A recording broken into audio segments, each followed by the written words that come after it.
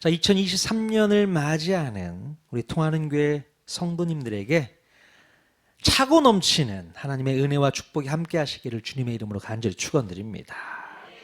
새해는요, 영육 간에 더욱 강건하시고 힘내시는 저와 여러분 모두가 될 수 있기를 원합니다. 특히 올해는 우리의 자녀들, 다음 세대들이 말씀 안에서 놀랍게 변화되기를 소원합니다. 그래서 주보에 보시면 올해의 표가 뭐라고 되어 있어요? 예수를 꿈꾸는 다음 세대. 자, 우리 다음 세대들이 예수님을 꿈꾸면서 예수님을 더욱 사랑하는 새해가 되기를 원합니다. 우리 다음 세대들, 우리 교회 많이 있죠? 다음 세대 하니까 그러면 우리가 다음 세대면 당신네들은 네이버 세대입니까? 죄송해요. 별로. 좋았어요. 자, 예수님을 꿈꾼다는 것이 뭘 의미하는 걸까요? 예수를 꿈꾼다. 예전에 그런 CF 광고 있었잖아요. 잘 자, 내 꿈꿔. 민망하세요? 잘 자, 내 꿈꿔. 들어보셨죠? 네. 잠을 자면서도 누구 생각하라는 얘기예요? 내 생각 좀 해. 사랑하는 연인끼리 할 수 있는 대화 가운데 있는 말입니다. 잘 자, 내 꿈꿔. 제가 한참 전, 벌써 몇십 년 전 군대 신병교육대에서 너무너무 가장 보고 싶은 게 우리 집, 가고 싶은 것이 집, 부모님, 또 동생. 야, 매일매일 잠을 자는데 집 꿈을 꿉니다. 집을 떠나오니까 집이 너무 소중한 거예요. 정말 하루도 안 빼놓고 집안 꿈을 꾼 거예요. 왜 그럽니까? 왜 그랬을까요? 가고 싶으니까. 빨리 탈출하고 싶었나 봐. 이 군대가 너무 힘들고 어려우니까 집이 생각나는 거죠. 그러니까 매일매일 잠잘 때마다 꿈에 나타나는 거예요. 자, 마찬가지로 예수님을 꿈꾼다는 것은 우리의 생각이 온통 예수님으로 가득 차 있을 때 가능합니다. 우리의 생각이 온통 예수님으로 가득하다. 자, 예수님이 누구신가 궁금해하고 예수님이 뭘 좋아하실까 생각하고 또 예수님께서는 무슨 말씀을 하셨는가 찾아보고 우리 예수님께서는 어떤 꿈과 비전을 갖고 계셨는가 공유하면서 내 인생을 이끌어가는 가장 중요한 에너지이자 활력, 또 가치관이자 노선, 삶의 루틴이자 패스워드, 또 즐겨하는 취미, 특기를 바로 예수님으로 정해놓고 달려가는 것을 저는 예수님을 꿈꾼다라고 표현하고 싶습니다. 이게 예수님을 꿈꾸는 거다. 며칠 전에 세상에 이런 일이라는 TV 프로에 깜짝 놀랄 만한 분을 봤습니다. 자기가 타고 다니는 승용차에다가 여러 가지 모양의 스티커, 아이들 좋아하는 스티커 있잖아요. 그 스티커를 막 붙여놓고 있는 것을 봤어요. 그러니까 사람들이 그 스티커가 안에도 있고 밖에도 있는 거예요. 차 겉에도. 제가 볼 때는 참 지저분한데 자기 나름대로의 어떤 특기를 발상한다고 해야 되나요? 지나가던 사람들이 그 차를 보고 깜짝 놀라는 거죠. 한 번씩 돌아보는 겁니다. 와, 저 차 뭐야? 멋있기도 하고. 그러니까 우리의 모습도 그런 모습이 되면 어떨까 싶어요. 지나가는 사람이 뭐지? 예수님의 스티커를 붙이고 다니라는 얘기가 아니고 우리가 지나가면 예수가 느껴질 수 있었으면 좋겠다. 예수의 향기가 났으면 좋겠다. 그러니까 찌르면 예수님이 나와야 되는 거죠. 쿡 찌르면 예수님. 예수로 가득 찬 인생 될 수 있기를 원합니다. 자, 그렇다면 우리의 다음 세대들, 우리 다음 세대가 예수님을 꿈꾸게 하려면 우리 어른 세대들은 이제 뭘 해야 될까요? 뭘 해야 될까요? 그것은 바로 우리가 예수님을 꿈꾸는 것을 그들에게 보여줄 수 있어야겠다. 먼저 꿈을 꿔야 되지 않겠습니까? 그래야지 그 꿈꾸는 모습을 바라보면서 우리 아이들도 보고 배울 거 아니에요. 예. 자, 우리는 언제까지 우리의 자녀들과 함께 할 수는 없습니다. 언제까지 우리 자녀들과 함께 할 수 없어요. 크면요, 부모 곁을 떠나게 됩니다. 우리 소원이도 얼굴 보기 참 쉽지 않아요. 부모 곁을 떠나게 되는 거죠. 또 언젠가는 또 우리가 그들의 곁을 떠날 때가 옵니다. 헤어질 때가 온다는 얘기겠죠. 그렇기 때문에 우리가 우리 자녀들과 함께 있는 한, 그리고 우리 교회에서 다음 세대들과 함께 신앙생활을 하는 한, 우리는 다음 세대들이 예수를 꿈꾸며 살아갈 수 있도록 최적화시켜 놔야 돼요. 예. 이것이 바로 우리가 이 땅에서 해야 할 가장 중요한 사명 중에 하나라는 것을 꼭 기억할 수 있기를 바랍니다. 그럼 모세가요, 광야 생활을 하면서 만나 세대들, 그러니까 출애굽 세대의 자녀 세대들에게 얼마나 하나님의 말씀을 집어넣어 주려고 노력을 했는지 모릅니다. 그들의 부모 세대들은 다 광야에서 죽잖아요. 그러나 이 만나 세대들은 가나안 땅에 들어가야 될 세대들이기 때문에 무슨 일이 있어도 이들에게 하나님 말씀으로 충분하게 가르쳐야 된다라고 생각했기 때문에 모세는 그 사명을 가지고 광야에서 이 만나 세대들을 가르치려고 애쓰고 노력했다는 거예요. 그래서 신명기가 무슨 말씀입니까? 광야에서 훈련받은 그들이 졸업하는 그런 내용들이 담겨 있는 게 신명기 말씀 아니에요. 졸업하는 만나 세대의 모습을 바라보면서 모세가 얼마나 가슴 흐뭇했을까 생각이 되어집니다. 또 신약에 와서는요, 복음 1세대들이 누굽니까? 바로 예수님 제자들, 예수님으로부터 직접 복음을 들은 사람들, 그들이 예수님의 1세대, 복음 1세대라고 한다면 복음 2세대들은 누굴까요? 직접 예수님을 모르지만 예수님의 제자들을 통해서 예수의 복음을 들은 사람들, 그 복음 2세들에게 복음을 전하는 삶을 살게 됩니다. 언제부터 그런 일이 있었을까요? 자, 로마의 박해가 심각해질 때가 있었습니다. 로마의 박해가 없었는데 기독교인들 상대로 로마의 박해가 너무나도 심각하게 이루어지고 또 복을 맡은 자들이 다 처형을 당한 일이 있었어요. 복음 1세대 지도자들이 다 죽습니다. 자, 그래서 복음 1세대 지도자들은 어떻게 해서든 이 복음을 복음 2세대들에게 가르쳐야겠다 해서 공동서신 9권이 나오게 되는 겁니다.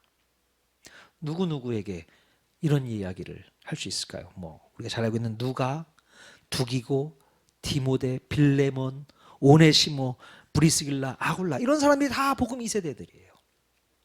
그래서 복음 1세대 중에 요한은 좀 오래 살려뒀어요, 하나님께서. 그러면서 끝까지 기록을 남기죠.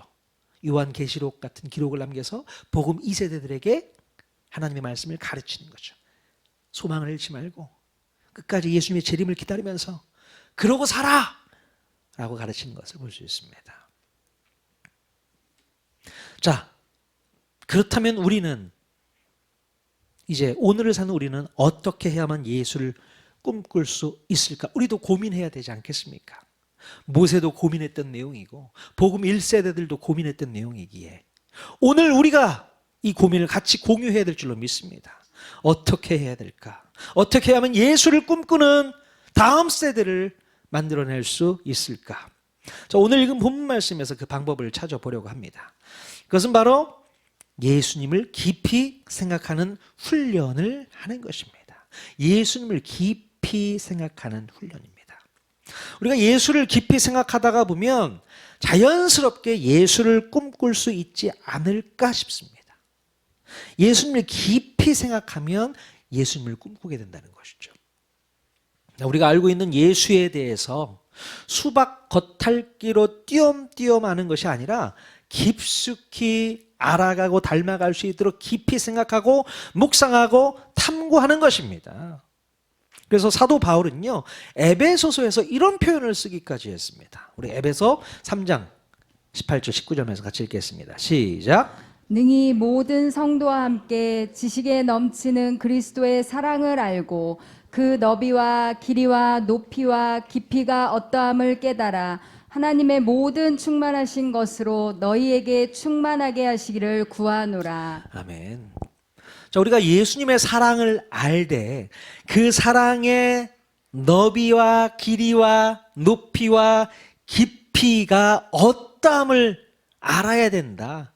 그분의 스케일이 어떤지를 우리가 알고 신앙생활을 해야 된다.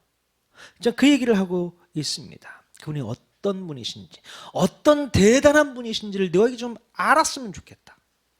그렇게 권면하고 있는 거예요. 그래서 우리가 얼마나 대박난 인생을 살고 있는지를 깨달으라는 거죠. 네가 그런 예수를 알고 있는 거야. 그런 예수를 네가 믿고 있는 거야. 그분의 스케일이 장난이 아니거든요. 자, 또 한 분, 사도 요한도요, 그의 서신서에서 이런 표현을 쓰고 있습니다. 요한 1서 3장 1절 말씀 같이 읽겠습니다. 시작. 어떠한 사랑을 우리에게 베푸사 하나님의 자녀라 일컬음을 받게 하셨는가. 우리가 그러하도다. 그러므로 세상이 우리를 알지 못함은 그를 알지 못함이라. 네. 보라, 아버지께서 어떠한 사랑을 우리에게 베푸사 하나님의 자녀라 일컬음을 받게 하셨는가. 좀 봐봐. 얼마나 큰 사랑을 베푸셨는데 그 사랑을 좀 봐보란 말이야. 우리가 그러하도다. 그러므로 세상이 우리를 알지 못하면 그를 알지 못합니다. 세상이 우리를 이해하지 못하는 것은 그 예수님을 이해하지 못하기 때문이야.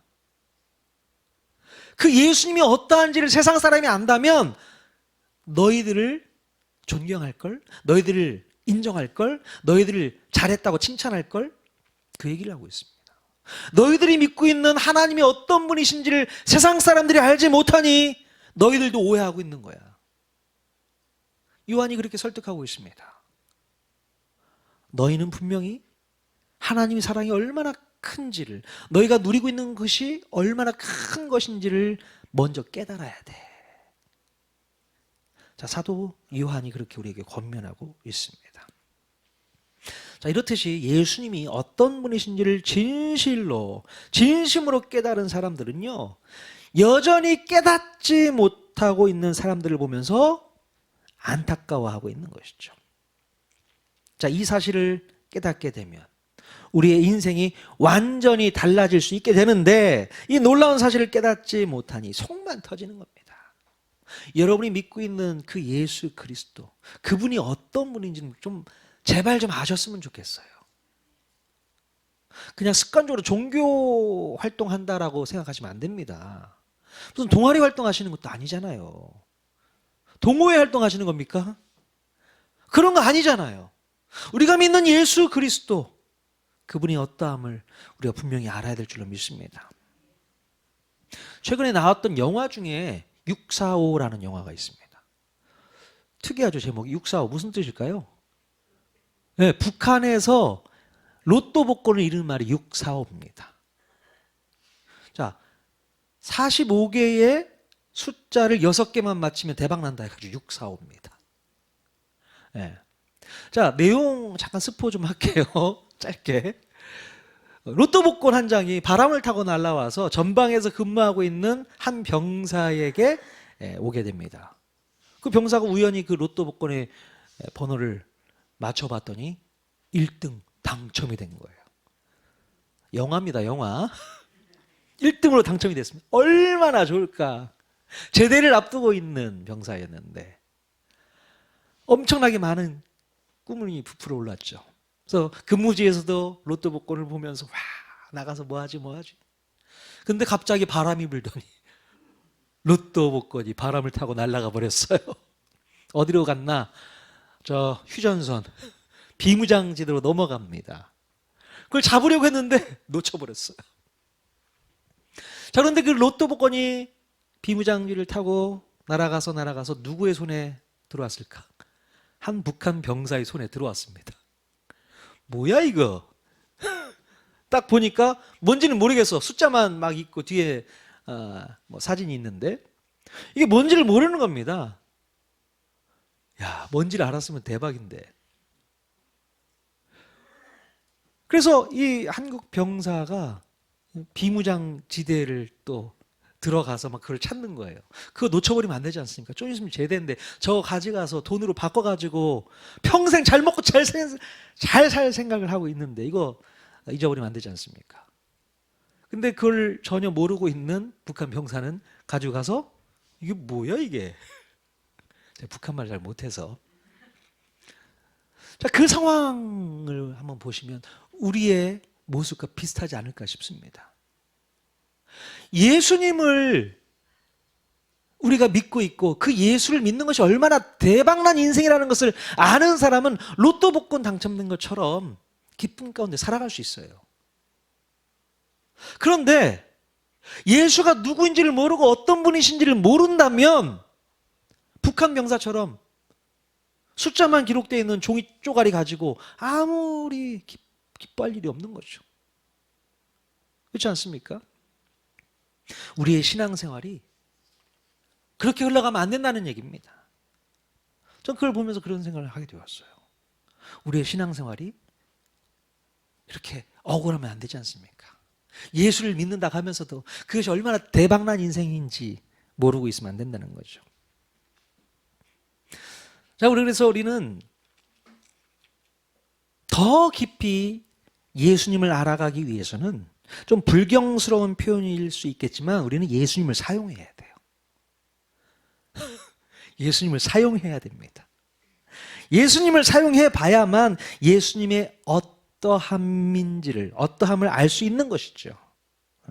마치 북한에서 1등 당첨된 로또 복권을 내 손에 가지고 있어도 그것을 직접 활용하지 못한다면 아무 쓸모가 없는 것처럼요. 예수님을 사용하지 못한다면, 우리가 예수님을 믿는다고 하면서 예수님을 쓰지 못한다면 평생 예수님을 믿는다고 하더라도, 평생 로또 복권을 내 가슴에 갖고 있는다고 하더라도 써먹지 못하면 무슨 소용입니까? 그게 아무 소용 없는 거죠. 우리가 그런 안타까운 신앙생활을 하면 안 된답니다. 써먹어야 돼요. 활용하셔야 됩니다. 우리가 평소에 교회를 다니면서도 예수를 믿는다고 하면서도 대박난 인생을 선물로 받았다는 사실을 모르는 이유는 바로 예수의 이름이 가지고 있는 그 놀라운 특권을 경험하지 못했기 때문이라고 저는 생각합니다. 예수 이름이 가지고 있는 특권, 그 특권을 여러분 마음껏 누리실 수 있길 바랍니다. 올 한 해는 예수 이름이 주는 그 놀라운 특권을 여러분 마음껏 누리십시오. 그게 복입니다. 그게 축복입니다. 새해 복 많이 받으세요. 저는 예수의 이름의 특권을 누리세요. 그렇게 말씀드리고 싶어요. 자, 그러므로 우리는 예수님이 누구이신가, 이 머리로만 아는 것이 아니라 예수님 때문에 내가 무슨 혜택을 받고 있는지, 그 혜택으로 인해 나는 어떤 삶을 살게 되는지를 탐구하며 알아보고 싶습니다. 그래서 그 첫걸음이 바로 예수님을 깊이 생각하는 것에서 출발하는 것입니다. 예수님을 깊이 생각하자. 그러므로 우리가 올 한 해 예수를 깊이 생각하고 깊이 묵상하는 우리 통하는 모든 성도가 다 될 수 있길 바랍니다. 깊숙이 들어가요. 수박 겉핥기 하시면 안 됩니다. 수박 겉핥아 보셨습니까? 저 한번 해봤어요. 아무 맛이 안 나던데요. 수박 안에 있는 것을 먹어야 되는데 겉에만 핥아보세요. 아무 맛 안 납니다. 여러분 성경을 읽을 때도요, 수박 겉핥기로 통독하시면 안 됩니다. 좀 정독하면서 깊이 있게 읽게 되면요, 깊이 읽게 되면요, 정말 하나님께서 주시는 은혜가 넘쳐날 때가 있다는 거죠. 한번 예를 한번 들어볼까요? 자, 이사야 말씀, 이사야 41장 10절 말씀 같이 읽겠습니다. 시작. 두려워하지 말라, 내가 너와 함께함이라. 놀라지 말라, 나는 내 하나님이 됨이라. 내가 너를 굳세게 하리라. 참으로 너를 도와주리라. 참으로 나의 의로운 오른손으로 너를 붙들리라. 아멘. 지난주에도 읽었던 말씀인 거 아시죠? 조 목사님이 이 말씀 또 읽을 수 있는 그런 기회가 있었는데요. 저는 이 말씀 중에 눈에 띄는 말씀, 무슨 말씀일까요? 빨간색으로 표시되어 있는 말씀. 오른손으로 너를 붙들리라. 우리 하나님께서 오른손으로 너를 붙들어 주겠다. 하나님의 오른손. 자, 그런데 좀 더 읽어 내려가면 13절에 이런 말씀이 있습니다. 또 읽겠습니다. 시작. 이는 나 여호와 너의 하나님이 내 오른손을 붙들고 내게 이르기를 두려워하지 말라 내가 너를 도우리라 할 것임이니라. 아멘. 내 오른손을 붙들어 주겠다. 자, 이 말씀을 같이 짬뽕해서 본다면 오른손을 붙들어 주겠다는 겁니다. 자, 오른손으로 오른손 이렇게 붙들어 준다. 이 얘기일까요? 어떤 목사님이요, 이 말씀을 보면서 어떻게 해석했냐면 그냥 단순히 오른손으로 오른손을 붙든다, 이 얘기를 이렇게 붙들어 모습이 아니라 뒤에서 내가 너를 안으면서 오른손을 붙는다는 거죠.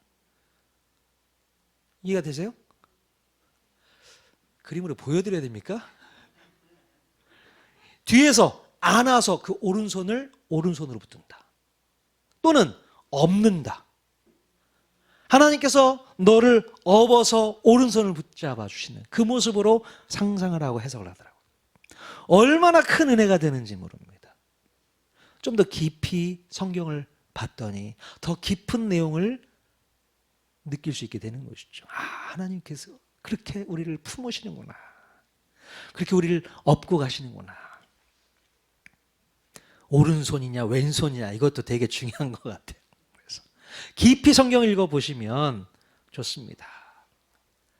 성경을 읽을 때도 수박 겉핥기로 읽지 마시고 오른손 왼손 깊이 한번 읽어볼 수 있길 바랍니다. 우리 옆 사람에게 한번 이렇게 인사했으면 좋겠어요. 예수님을 깊이 생각합시다. 수박 겉핥기 하지 맙시다. 네, 이제 끝나야 될 시간인데. 자, 오늘 읽은 본문 말씀에 보면요, 예수를 깊이 생각하라고 말하고 있는데 누구에게 그 말을 권면하고 있는 겁니까? 1절에 보니까 하늘의 부르심을 받은 거룩한 형제들에게 명령하고 있어요.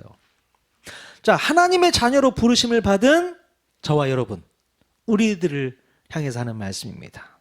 우리가 분명히 기억해야 될 것은요, 우리가 하나님의 자녀로 부름받았다는 사실입니다. 여러분, 하나님의 자녀로 부름받은 거 맞습니까? 하나님의 자녀로 부름받았다는 사실 꼭 기억하십시오.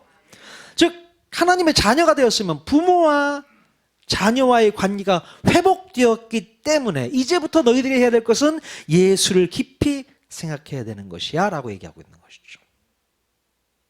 하나님과 나와의 관계가 완전히 회복된 사람만이 예수를 깊이 생각할 수 있는 겁니다. 자, 하나님과의 관계가 확실한 사람만이 예수를 깊이 생각해도 부작용이 없어요. 자, 그러나 반면에 하나님과의 관계가 확실하게 성립되지 않은 사람은요, 예수를 깊이 생각하면 생각할수록 감정과 느낌으로만 접근하려고 하는 경향이 있습니다. 예. 여러분, 감정과 느낌으로만 접근하게 되면 오히려 더 예수님 만나기 쉽지가 않아요.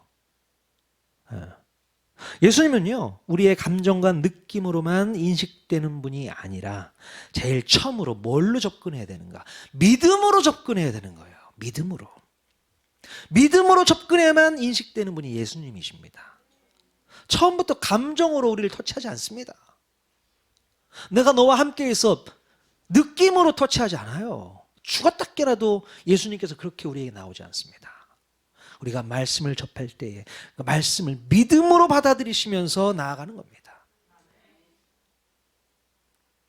그래서 우리는 하나님의 자녀로 부름받은 우리들은 먼저 믿음으로 주님 앞에 나아가는 인생을 살아가야 되는 것이고요, 그 믿음으로 나아갈 때에 예수님이 내 마음 가운데 오시는 거죠. 근데 교회를 오랫동안 다녔어도요, 늘 느낌으로만 느끼고 싶은 거야. 예수님이 나와 함께 하신다고 했는데 나는 왜 이렇게 한 번도 예수님이 함께 있는 게 안 느껴지지? 감정적으로 다가가려고 하는 거죠. 죽었다 깨어나도 예수님이 안 느껴져. 예수님 살아계신 거 맞나? 왜 나한테는 아무 말씀도 안 하시는 거지? 왜 그런 걸까요? 뭐가 문제인 건가요? 먼저 믿음으로 받아들이셔야 되는 건데 믿음이 없는 거예요. 믿음이 없는 거예요. 믿음을 달라고 구하십시오. 하나님, 제가 믿음이 없습니다.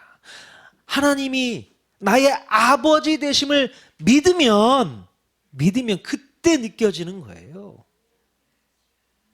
믿음이 없기 때문에, 신뢰함이 없기 때문에 예수님이 느껴지지 않는 겁니다. 그렇지 않아요? 부모 자식 간에, 우리 소원이가 제 딸입니다. 그러니까 아빠가 자기 아빠인 걸 믿는 거죠. 안 믿을 때도 있었니? 그런 적 없었잖아. 그냥 믿는 거야. 무조건 믿는 겁니다. 아빠한테 해달라고 하면 다 해줄 걸 믿어.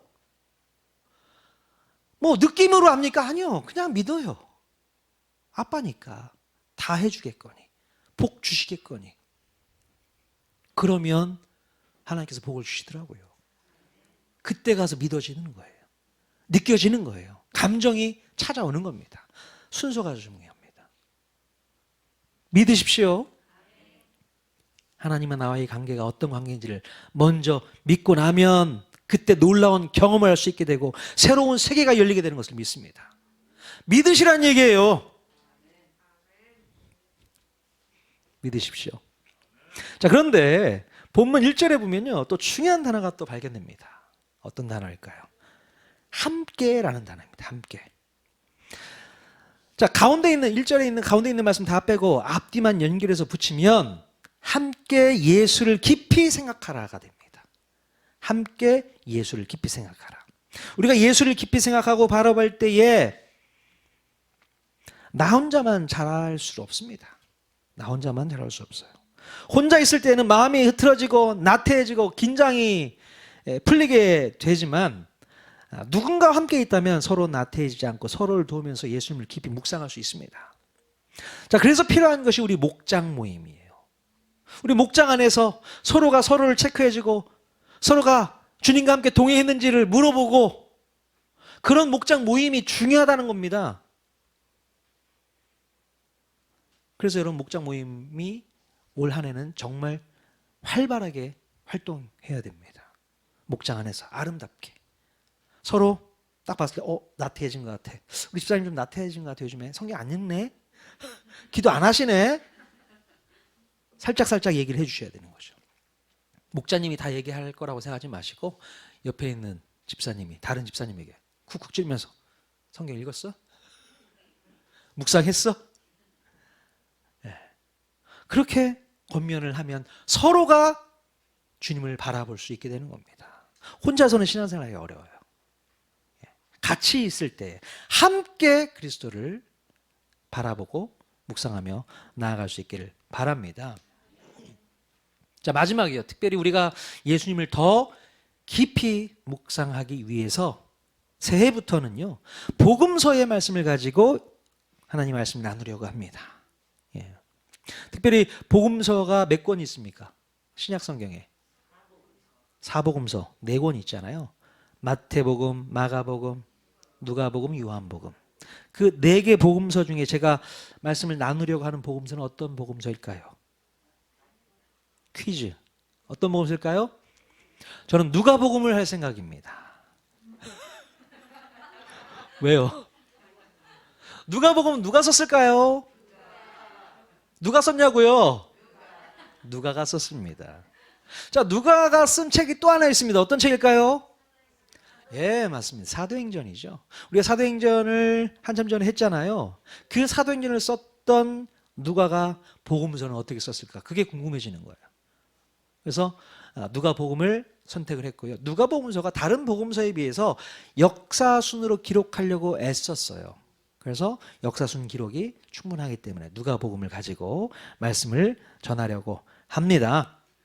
새해에는요, 누가복음서를 통해서 예수님의 행적을 따라가면서 예수님의 말씀과 예수님의 사건들과 교훈들에 대해서 함께 나눌 예정입니다. 그러면서 예수님과 더 가까워질 수 있는 그런 한 해가 되기를 소망합니다. 예수님을 깊이 묵상합시다. 매일매일 제가 뿌려드리는 카톡에 있는 기도문 오늘 읽으셨습니까? 아직 못 읽으신 분이 있으면 이따가 찬찬히 읽고 또 읽고 읽으면서 기도하십시오. 그리고 중보, 매일 중보. 오늘은 누구신가요? 김남규 집사님 기도 제목이 막 올라와 있어요. 한번 읽고 끝나지 마시고요. 천천히 기도해 주십시오. 오늘은 김남규 집사님만을 위해서 중보하는 날입니다. 오늘은 누굴 위한 날이라고요? 오늘 복 터지셨어요. 제일 첫날. 쪽지 그 순서대로 제가 편성을 한 겁니다. 오해하지 마세요. 가나다 순서도 아니고 쪽지 순서. 자, 그래서 매일매일 제가 문자를 드리면 꼭 읽고 기도하시고 중보해 주시고 해 주실 수 있길 바랍니다. 그리고 매일 말씀 한 구절씩 있잖아요. 그 말씀은 매일 기도 내용에 또 부합된 말씀을 올렸습니다. 제가 그냥 기도문을 그냥 쓴 게 아니고 책이 있어요. 우리 조정민 목사님 아시죠? 조정민 목사님 쓰신 책을 제가 편집을 해서 올린 겁니다. 저도 기도를 읽고 묵상하면서 큰 은혜를 경험했고요. 여러분도 그렇게 함께 은혜 받는 시간 될 수 있기를 바랍니다. 아멘.